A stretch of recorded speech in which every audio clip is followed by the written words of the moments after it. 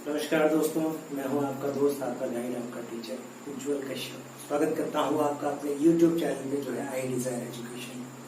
Casting की बात कर रहे थे हम लोग, लास्ट लेक्चर में डिस्कशन कर रहे थे हम लोग about riser, about design of riser. हमने काफी डिटेल में बात की थी। ठीक है, आइए एक और छोटी सी टॉपिक रह गई है, इसके बारे में थोड़ा जानने और समझने की कोशिश करते हैं। वो है आपका प्लेसिंग ऑफ राइजर। ठीक है, अब हम ये जानने की कोशिश करेंगे कि प्लेस राइजर की क्या होगी, आप कैसे डिसाइड करेंगे, किस बेसिस पे डिसाइड करेंगे। तो देखिए, पहली केस जो है वो ये आपको बताती है कि अगर आपकी जो कास्टिंग है वो यूनिफॉर्म शेप एंड साइज की हो, मतलब डायमेंशन कांस्टेंट है, मतलब अनयूनिफॉर्मिटी नहीं है, तो आप प्लेस करेंगे अपने राइजर को in the middle part of your object. अगर ये आपकी वर्क पीस है तो आप अपने वर्क पीस के मिडिल पार्ट में प्लेस करेंगे अपने राइजर को। देखिए, ये middle part of the work piece में आपकी राइजर प्लेस हुई है, ताकि आपकी जो मोल्टेन मेटल की डिस्ट्रीब्यूशन हो uniform in all the direction हो। क्योंकि डायमेंशन क्या है, कांस्टेंट है, मतलब अगर श्रिंकेज हो रही है तो हर डायरेक्शन में यहाँ मोल्टेन मेटल की जरूरत आपको होगी। ठीक है, तो इस श्रिंकेज को कवर करने के लिए आप प्लेस करेंगे अपने राइजर को in the middle of your section. ठीक है, ये पहली केस है, सबसे सिंपलेस्ट केस है। दूसरी केस, जब आपकी थिकनेस अनयूनिफॉर्म हो, मतलब कुछ पार्ट कम थिकनेस का हो और कुछ पार्ट आपके लार्जर थिकनेस का हो, तो हम राइजर को वहां प्लेस करेंगे जहां आपकी श्रिंकेज ज्यादा होगी, मतलब requirement of molten metal will be more for compensating the shrinkage of that part. मतलब हम प्लेस करेंगे वैसे पार्ट में जहां आपकी श्रिंकेज ज्यादा होगी, जिसकी मॉडुलस ज्यादा होगी। ठीक है, तो ये दूसरी पार्ट थी जो डिफाइन कर रहा था फॉर अनयूनिफॉर्म सेक्शंस आप अपने राइजर को प्लेस कहां करेंगे। ठीक है, एक तीसरी केस भी है। एक तीसरी केस ये कहती है कि अगर आपने कोई ऐसे चीज की कास्टिंग करनी है जिसकी थिकनेस काफी कम है और सरफेस एरिया काफी ज्यादा है, मतलब for case third the casting will have maximum surface area and minimum thickness. तो ऐसे केस में आप यूज करना चाहेंगे उतने नंबर ऑफ राइजर जितने आपके इस लेंथ के अकॉर्डिंग हो। मतलब अगर आपकी थिकनेस, अगर आपकी ये जो थिकनेस है,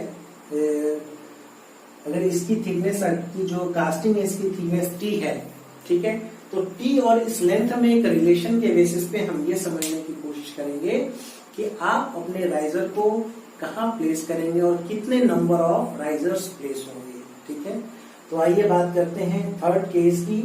देखिए, अगर आपकी लेंथ L है तो इस लेंथ की मैक्सिमम वैल्यू क्या होगी, ये डिसाइड आप इस तरीके से करेंगे कि आपकी अगर ये थिकनेस T है और इस पॉइंट से, इस एक्सट्रीम पॉइंट से इस पॉइंट पर आप पहली राइजर प्लेस करेंगे जिसकी जो डिस्टेंस होगी वो अप्रोक्सीमेटली होगी आपकी 4.5T। 4.5T आउटर एंड से पहली राइजर आप प्लेस करेंगे on 4.5T।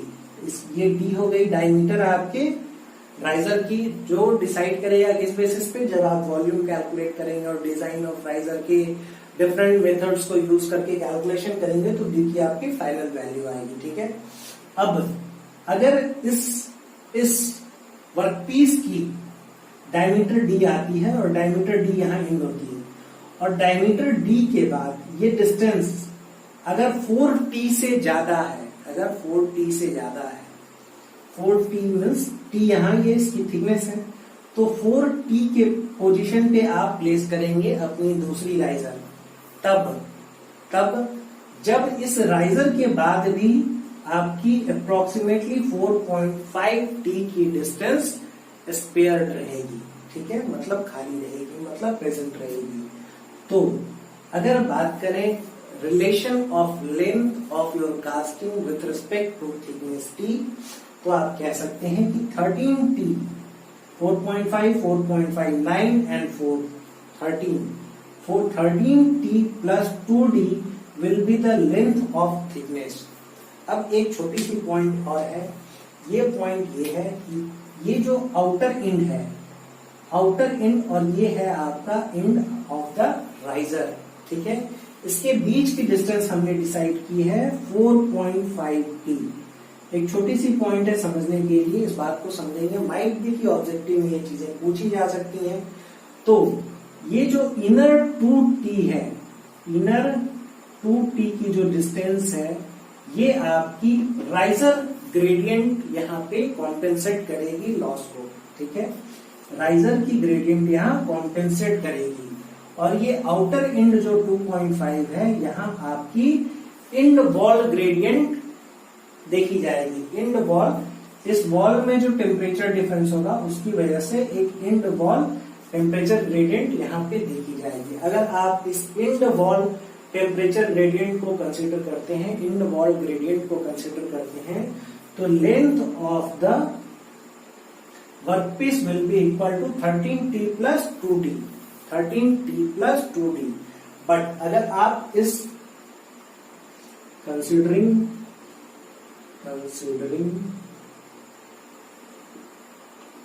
In wall gradient, but अगर आप इंड वॉल ग्रेडियंट को कंसीडर नहीं करते हैं तो इसकी लेंथ की वैल्यू आएगी। पहला केस हो गया ये आपका, और दूसरा केस हो गया जब आपने कंसीडर नहीं किया है इंड वॉल ग्रेडियंट को, तो length of the workpiece will be equal to 4t plus 2t plus this side also 2t, मतलब 8t will be the length of your workpiece if you don't consider the end wall gradient, ठीक है। उम्मीद है ये चीजें clear है। अगर आप चाहिए तो एक स्क्रीनशॉट ले सकते हैं।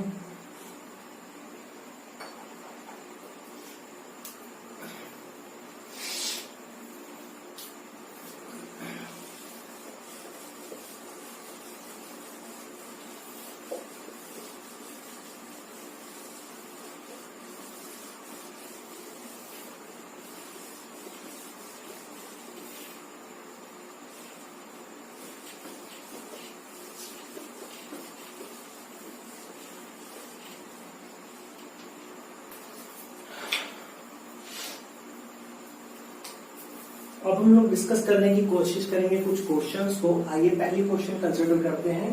पहली क्वेश्चन है आपकी, a steel casting of dimension this is being produced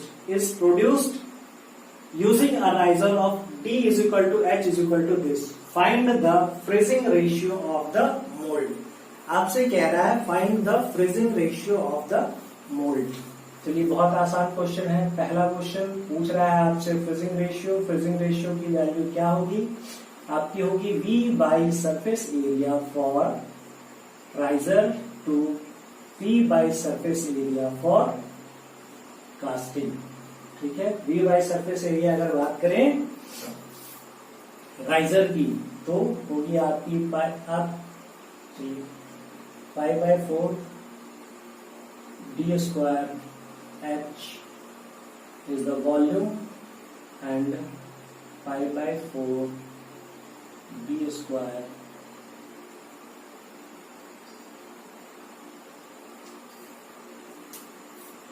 यहाँ एक पार्ट है, आप साइड राइजर मेंशन कर लेंगे, ठीक है। 2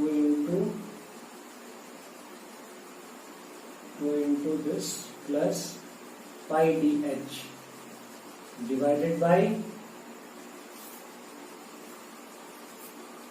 वॉल्यूम कितनी हो जाएगी 30 into 20 into 5 हो जाएगी, और डिवाइड बाई आएगी 2 into 30 into 20 plus 20 into 5 plus 30 into 5, ठीक है।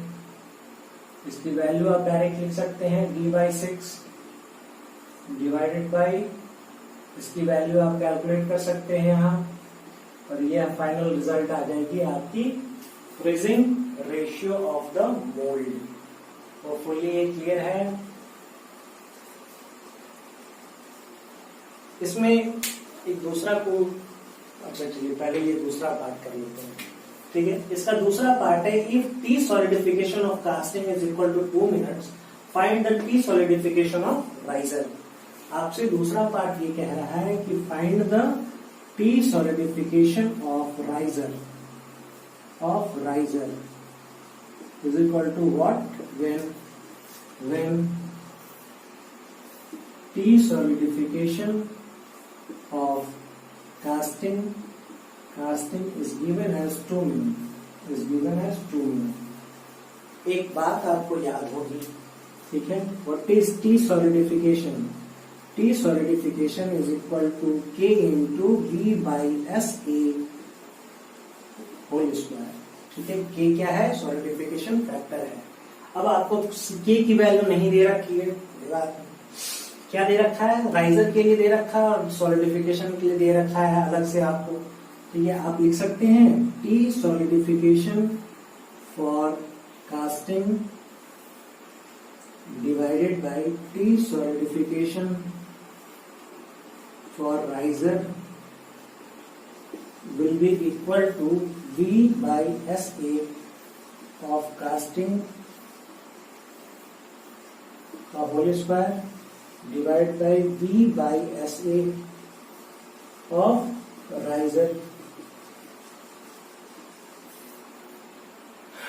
कास्टिंग की वैल्यू आपको दी हुई है कितनी?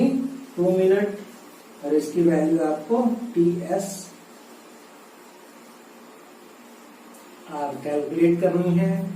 ये आपको पता है, डायमेंशंस पूरी की पूरी आपको दी हुई है, इसकी डायमेंशंस आपको दी हुई है, आप कर सकते हैं फाइनल कैलकुलेशन, ठीक है। TS राइजर आपकी कुछ आ जाएगी समथिंग, ये आपकी फाइनल रिजल्ट हो जाएगी। उम्मीद है क्लियर है। अगर आप चाहिए तो स्क्रीनशॉट ले सकते हैं।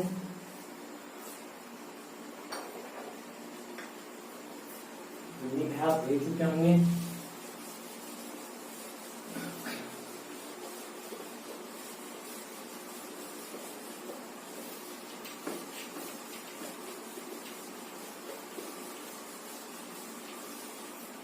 इस क्वेश्चन को थोड़ा मॉडिफाई करते हैं, इसकी वैल्यू डिलीट करते हैं, ठीक है। और ये पार्ट डिलीट करते हैं और find the dimension of riser by using modulus method।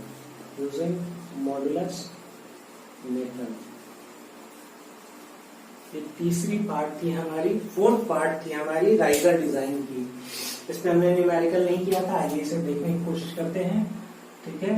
Question है आपका, ये कह रहा है कि डायमेंशन क्या है? डायमेंशन है आपकी 30 इंटू 20 इंटू 5, ठीक है।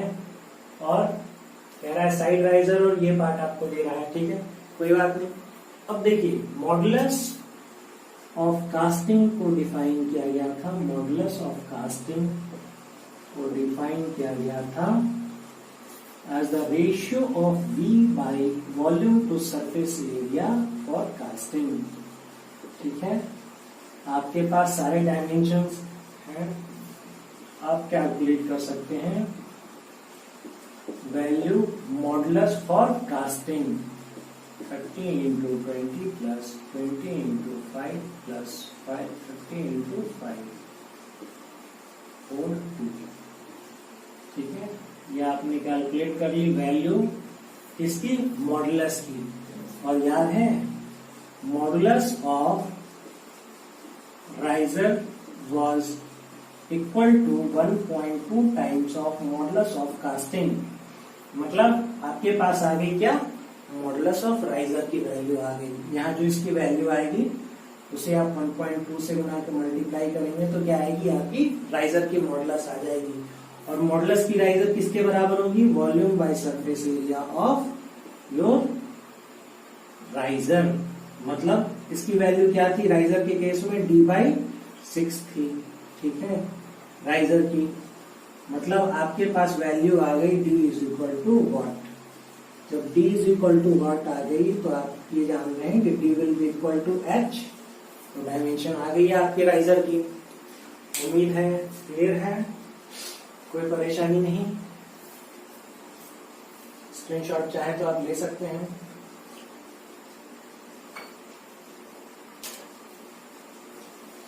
आइए तीसरा क्वेश्चन करने की कोशिश करते हैं।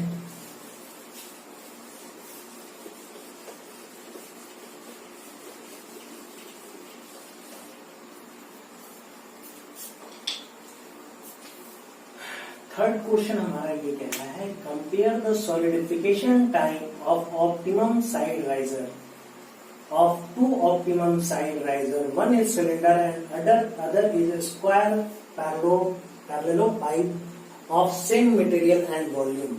आपसे ये कह रहा है कि केस दो है। एक तो आप सिलेंड्रिकल राइजर यूज कर सकते हैं, ठीक है, और दूसरी राइजर यूज कर सकते हैं स्क्वायर पैरेललोपाइप।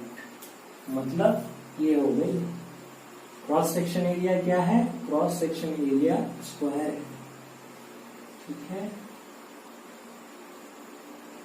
क्रॉस सेक्शन एरिया क्या है, ए है और ये मान लें कि आप L है। ये क्या है, आपकी डायमीटर D है और ये H है, ठीक है। तो आप अगर इस राइजर को यूज कर रहे हैं और उस राइजर को यूज कर रहे हैं तो इन दोनों के बीच के कंपैरिजन को बताइए कि क्या हो सकता है, ठीक है। तो क्वेश्चन उम्मीद है आपको समझ आ रहा है। आइए स्टार्ट करते हैं। कैसे कंसिडर करते हैं, पहली केस वन कंसिडर करते हैं सिलेंड्रिकल राइजर, ठीक है। अगर सिलेंड्रिकल राइजर की बात करें तो volume of the riser, volume जो होगी वो π/4 d² h होगी और सरफेस एरिया की वैल्यू होगी आपकी π/4। साइड राइजर कह रहा है आपसे, साइड राइजर कह रहा है, ये बात ध्यान रखनी है, 2 × π/4 d² प्लस πdh। ये क्या हो गई आपकी सरफेस एरिया की वैल्यू हो गई, ठीक है। और क्या करेंगे, सरफेस एरिया की वैल्यू को आप क्या करेंगे, डिफरेंशिएट करेंगे with respect to D for having minimum surface area. Minimum surface area, minimum और मैक्सिमम दोनों के केस में होगी आपकी जो फर्स्ट डेरिवेटिव होगी 0 होगी, क्योंकि स्लोप जो होती है वो 0 हो जाएगी। देखिए डिस्कस कर चुके हैं हम लोग इस चीज को, या तो ये होगी मिनिमम की केस या तो मैक्सिमम की केस ये होगी। पॉइंट ये होगा मैक्सिमम के लिए, पॉइंट ये होगा मिनिमम के लिए, और फर्स्ट डेरिवेटिव ये है और ये। अब इस और इस दोनों लाइन की स्लोप जो है with respect to X axis क्या है, 0 है, ठीक है। यही है फर्स्ट डेरिवेटिव स्लोप को रिप्रेजेंट करता है और स्लोप क्या होगा, 0 होगा। स्लोप 0 होगा, इस वजह से आपकी क्या होगी, फर्स्ट डेरिवेटिव 0 होगी। मतलब आप डिफाइन करेंगे d/dt of SA surface area equal to 0 for minimum surface area, ठीक है। यहाँ h की वैल्यू आ रही है, h की वैल्यू को आप रिप्लेस कर लेंगे यहाँ से, h will be equal to, अगर यहाँ से आप लिखना चाहें तो you can right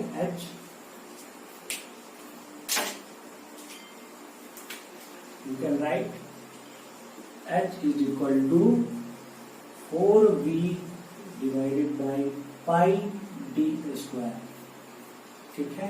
4v divided by πd², ठीक है। तो आइए इसे प्लेस करते हैं, कैंसिल आउट कीजिए, π/2 d² plus πd into 4v by πd², πd, ठीक है।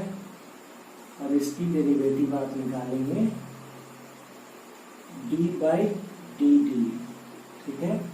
फर्स्ट डेरिवेटिव अगर कैलकुलेट करने की कोशिश करें तो कांस्टेंट π/2 बाहर आ गया, d का 2d हो गया फर्स्ट डेरिवेटिव, प्लस ये क्या है, d टू द पावर 1 है, 4v इज कांस्टेंट बाहर आ गया, डी पावर 1 -1 आ गया न्यूमरेटर में, फिर -1 फर्स्ट डेरिवेटिव एंड -1, ठीक है। ये 2 और 2 कैंसिल आउट हो गया और इसे इक्वेट करेंगे आप 0 से, वैल्यू आ गई आपकी pi D minus 4v by T square equal to 0। मतलब v की वैल्यू जो आ गई यहां से आ गई पाई बाई 4 डी क्यू, ठीक है। ये वैल्यू आपकी आ गई फॉर मैक्सिमम सरफेस एरिया। और एंड ये क्या हो गया, इक्वेशन 1 हो गया। और ये था आपका इक्वेशन 1 ये था। और इक्वेशन 2 अगर इसे कह लें तो फ्रॉम 1 एंड 2 आप लिख सकते हैं D is equal to H, जो कि कंडीशन थी जो हम डिराइव पहले कर चुके हैं, ठीक है। ये कंडीशन थी आपकी for maximum surface area diameter of the riser will be equal to height of the riser, height of the riser will be equal to diameter of the riser. Case 1 हमारी सॉल्व हो चुकी है। आइए case 2 की बात करते हैं। Case 2 कौन सा है?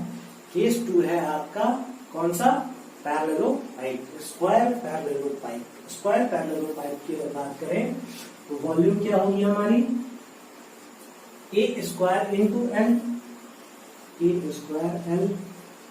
और सरफेस एरिया होगी हमारी, सरफेस एरिया की वैल्यू होगी 2 इंटू ए स्क्वायर प्लस 4 इंटू ए इंटू एल, ए इंटू एल, ठीक है।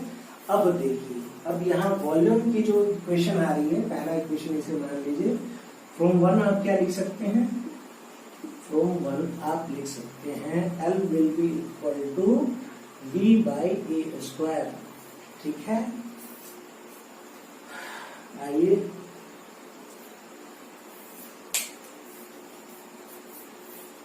बोर्ड के इस पार्ट को यूज करते हैं हम लोग।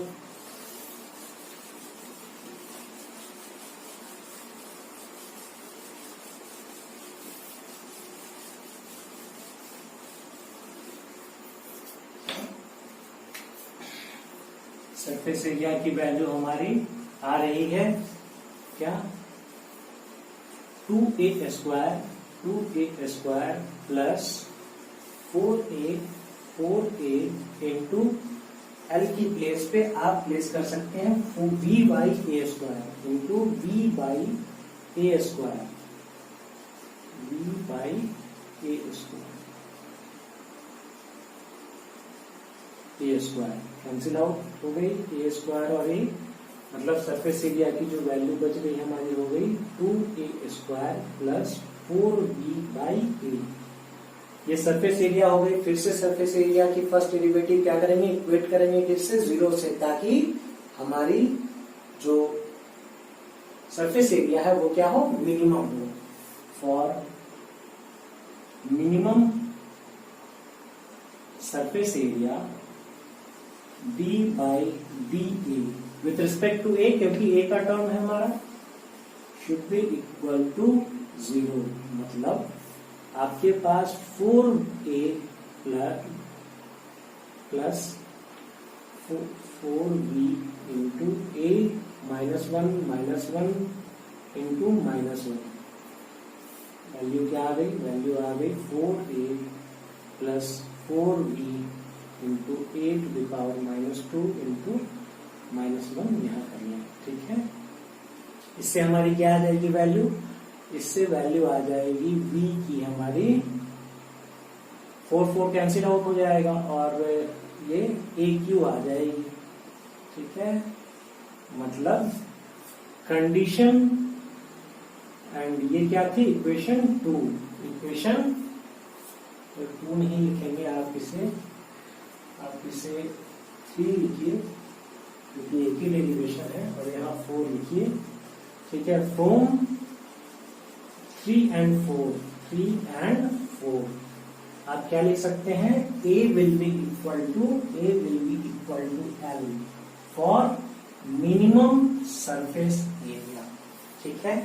अब हाँ, तो यहाँ पे हम लोग इक्वेट कर रहे थे, क्या इक्वेट कर रहे थे हम अपने side of the side of the square paralleloid to length of the paralleloid for having the maximum surface area, for having the minimum surface area to use it as a riser.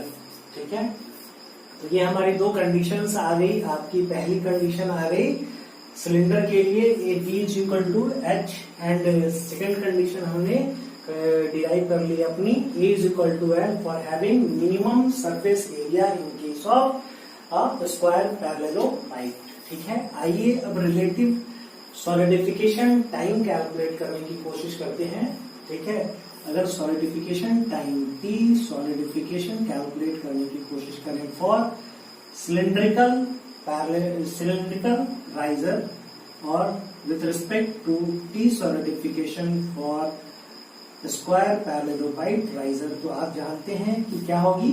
Cylindrical riser के case में volume to surface area की ratio, volume to surface area की ratio की whole square होगी for cylinder, and for solid parallelepiped it will also be equal to ratio of volume to surface area for solid पैरेललोपाइड का whole square. ठीक है, तो आइए volume, अब यहां हमने एक बात ये की थी, कंडीशन ये थी आपकी कि volume of cylindrical riser is equal to volume of parallelepiped riser. ठीक है, अगर बात करें वॉल्यूम इक्वल है तो हम ये कह सकते हैं कि ये और वॉल्यूम और ये वॉल्यूम चूंकि इक्वल है तो कैंसिल आउट हो गई. मतलब अगर बात करें relative timing for solidification of a cylindrical riser to timing of अ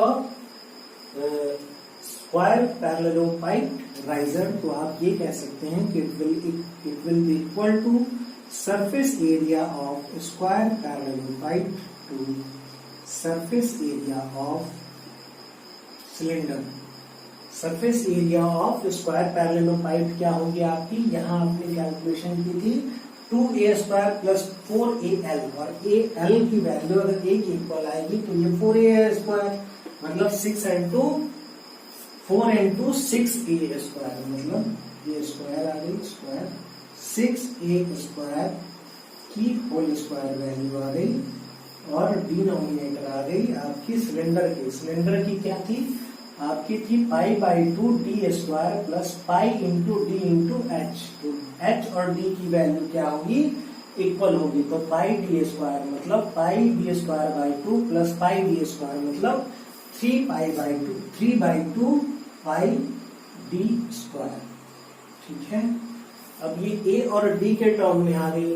ठीक है, कैसे डिराइव करेंगे, कैसे इसकी कंक्लूजन पे पहुंचेंगे, तो फिर से इसी पार्ट को इक्वेट करेंगे जहां volume is equal for square parallelepiped and the cylinder, means you can write that AQ is equal to π/4 DQ. ठीक है, A की वैल्यू आप पुट करेंगे L, तो ये वॉल्यूम आ जाएगी AQ, और इसी तरीके से यहाँ वॉल्यूम क्या आ गई π/4 DQ. ठीक है, तो आप क्या लिख सकते हैं, A/D will be equal to π/4 to the power 1/3.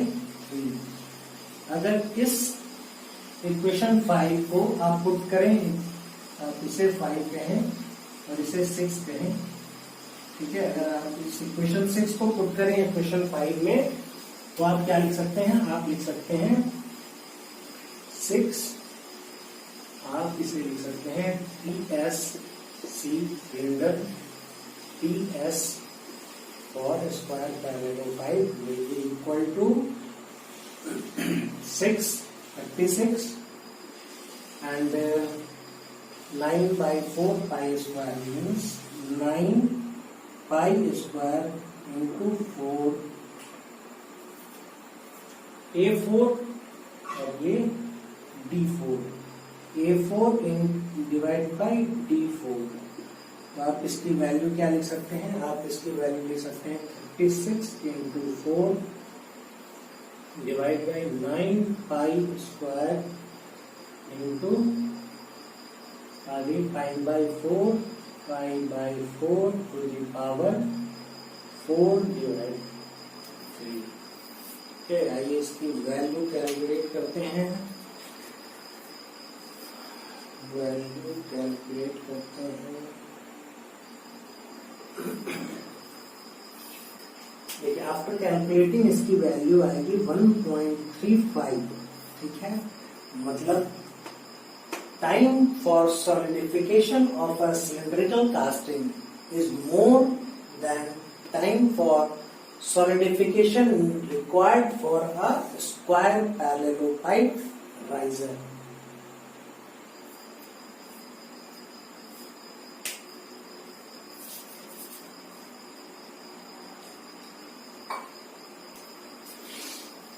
Calculation के बाद आपकी वैल्यू आई 1.35। इसका मतलब ये हुआ कि solidification time required for a cylindrical riser is more than time required for solidification of a square parallelepiped riser. मतलब आप यूज करेंगे यहाँ इस केस में एक सिलिंड्रिकल राइजर, क्योंकि आपकी solidification time for cylindrical riser is more with respect to the square parallelopied riser। ठीक है, तो यहाँ कंक्लूजन हो गया, यही आपकी कंक्लूजन हो गई। तो उम्मीद है चीजें आपको क्लियर हैं, समझ आ रही हैं, कोई परेशानी नहीं। अगर कोई इशू हो, अगर कोई क्वेरी हो तो आप मुझे मेल कर सकते हैं या कमेंट बॉक्स में लिख सकते हैं। मैं पूरी कोशिश करूंगा आपके प्रॉब्लम, आपके इश्यूज को सॉर्ट आउट करने की। चीजें उम्मीद है आपको समझ आ रही है, समझ आ रही है।